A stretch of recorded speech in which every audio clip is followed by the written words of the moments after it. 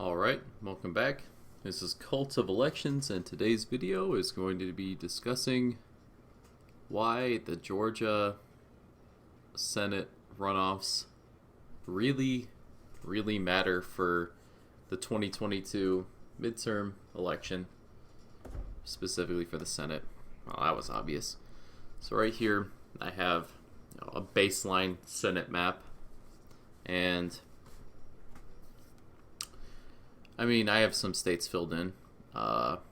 These ones should be pretty obvious. I can't really see them flipping or anything. They're almost not even worth talking about at this point in time. They could change. But some of these might look a little interesting. Missouri, this race is actually pretty close in 2016. But, for the sake of not wasting too much time discussing it, we're gonna delegate it red. Colorado was closer in 2016, but lately Colorado's been getting a little bit of a swing, and I'll just call it blue for now.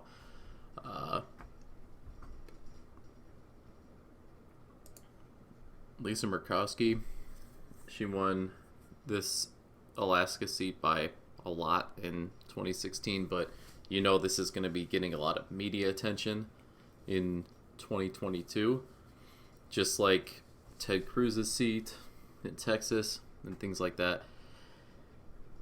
They're going to push it, but I still think it'll go her way right now. Ohio and Iowa, I believe, were bigger margins in 2016 than Trump got, except for these Senate spots. So that's big. Florida was pretty comfortable for Marco Rubio, that too.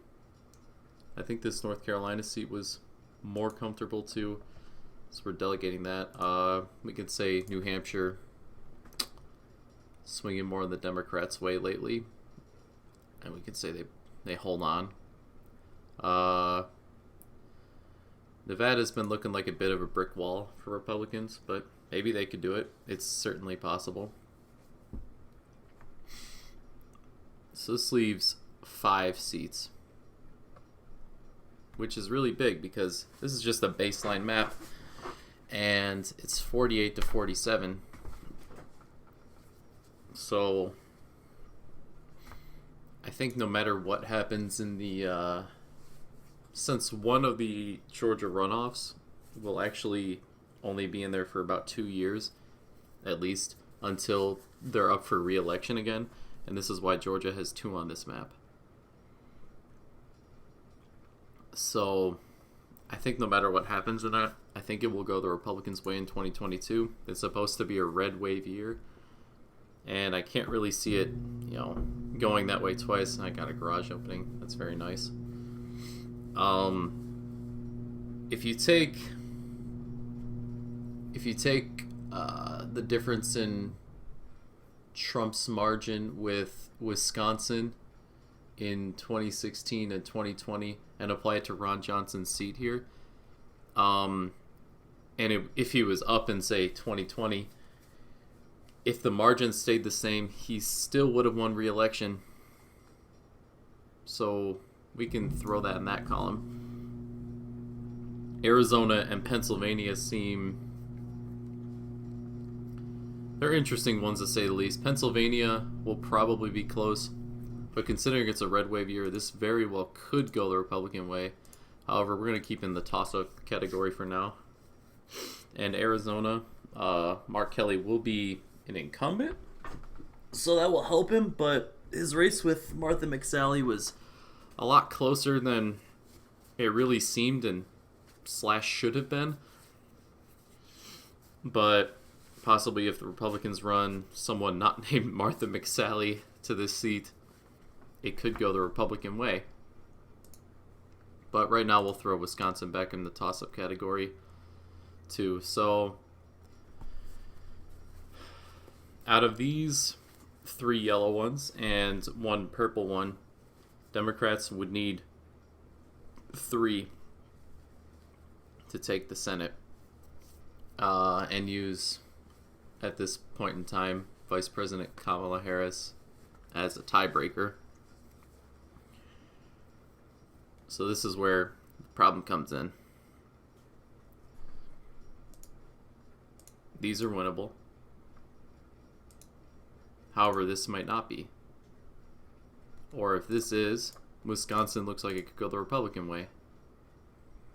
Or maybe Pennsylvania. It's not a sure thing. A lot of these aren't really a sure thing. Like this might not be a sure thing. And maybe North Carolina, possibly Florida, but this is Marco Rubio's seat, and if he runs again in 2022, he honestly should take it. I can't really see a way he doesn't. And Georgia's more of a toss-up too. So in this baseline scenario, Democrats would need 4 seats. And hell, we can even throw New Hampshire into the mix. And in this case, they would need 5. Because New Hampshire, it was separated by just over 1,000 votes in 2016. It could go the other way just as easily, especially in a red wave year. So, is it possible that the map could look like this?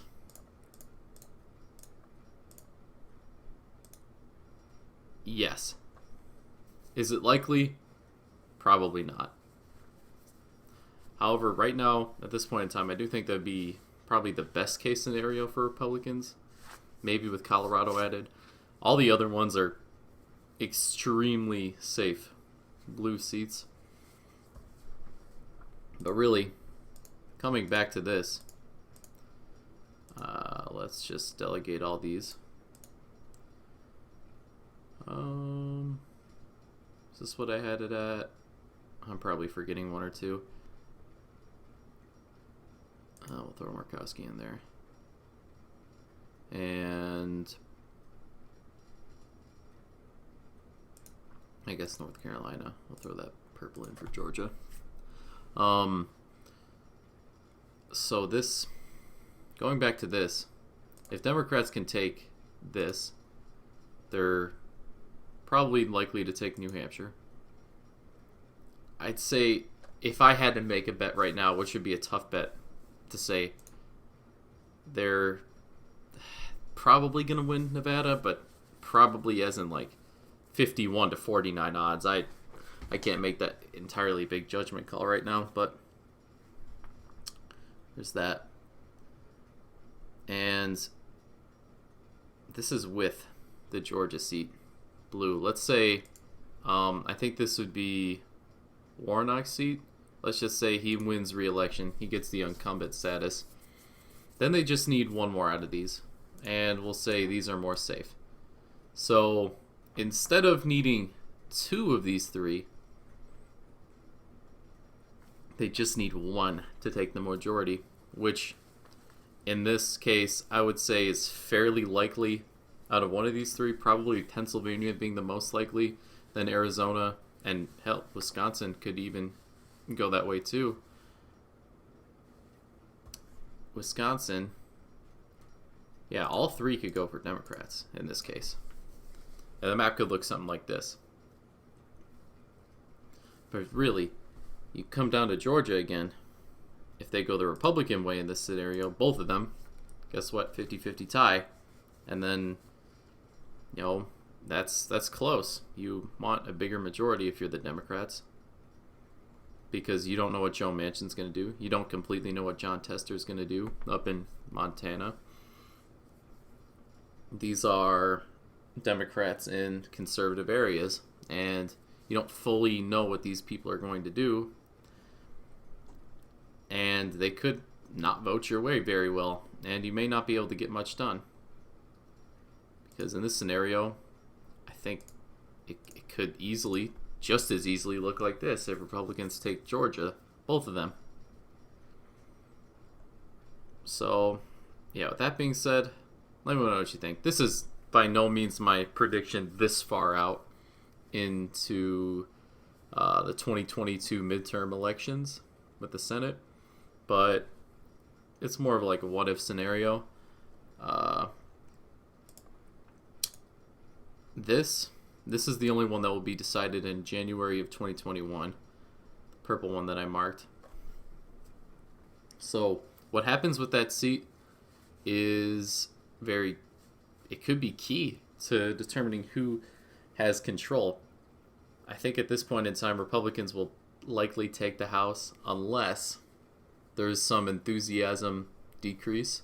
But in this case, I think Democrats could keep or take the Senate, depending on what that point in time is. But it really all depends on these Georgia races. All right, yeah. Let me know what you think in the comments. Be sure to like and subscribe. And I will see you next time.